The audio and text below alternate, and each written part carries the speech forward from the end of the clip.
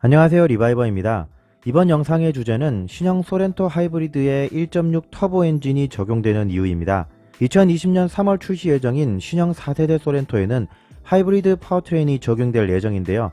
1495kg의 소나타 하이브리드에 2.0 GDI 엔진이 적용되고 1675kg의 그랜저 하이브리드에 2.4 MPI 엔진이 적용되는 상황에서 1900kg에 가까울 것으로 예상되는 소렌토 하이브리드에는 2.0도, 2.4도 아닌 1.6 엔진이 들어간다는 것에 네티즌들은 많은 우려를 나타내고 있습니다. 기아자동차가 1.6 터보 GDI 엔진을 적용하게 된 이유는 크게 두 가지로 보여지는데요.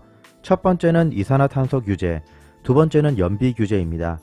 현대기아자동차의 판매 실적이 상승 중인 유럽 국가, 즉 EU에서는 올해 판매된 차량의 이산화탄소 배출량 평균이 130g을 초과할 경우 과징금을 부과하며 내년부터는 이산화탄소 배출 규제치가 27% 강화돼 95g 이하로 줄여야 합니다. 스페인에서 기아자동차 전기차 판매를 중단하고 내년에 출고하도록 조치한 것 또한 내년부터 더 강화된 95g의 기준을 전기차를 통해 만족하기 위함입니다. 만약 이 평균치가 95g 이상이 된다면 과징금으로 인해 팔수록 손해를 볼 수도 있기 때문입니다.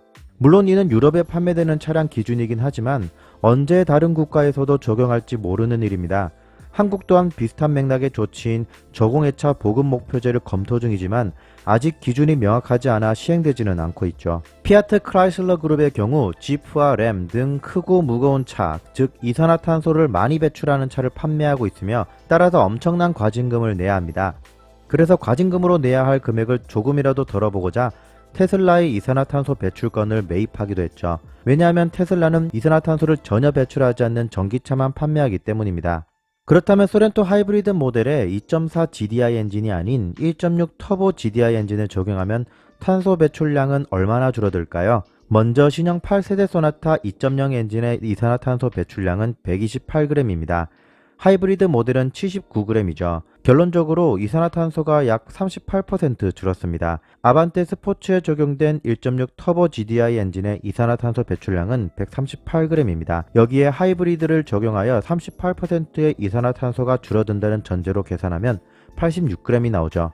2020년 EU의 이산화탄소 규제가 95g 이하이므로 오히려 9g의 여유가 생기는 겁니다. 물론 이산화탄소 평균치를 만족해야 하니 하이브리드의 접근성을 높이기 위해 하이브리드 모델의 가격 상승을 최소화하고 상품성을 높이는 등의 전략이 필요하겠죠. 두 번째는 연비입니다.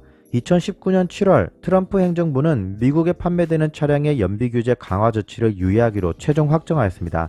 하지만 이 조치가 언제 다시 시행될지는 아무도 알 수 없으며 언젠가는 시행될 조치이기 때문에 기업 입장에서는 미리 대비를 해야겠죠.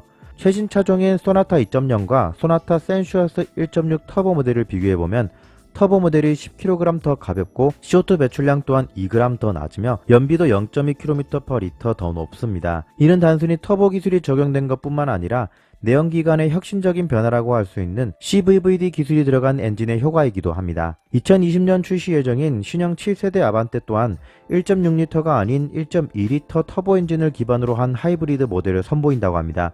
아마도 현대자동차는 순수 전기차나 수소차로 완전히 바뀌기 전까지 기존의 내연기관의 효율을 최대한 이끌어내고 배기가스 규제를 만족시키기 위한 방법으로 하이브리드 모델 등의 친환경 차량을 늘리고 터보 엔진 기반의 다운사이징 모델을 확대해 나갈 것으로 보여집니다.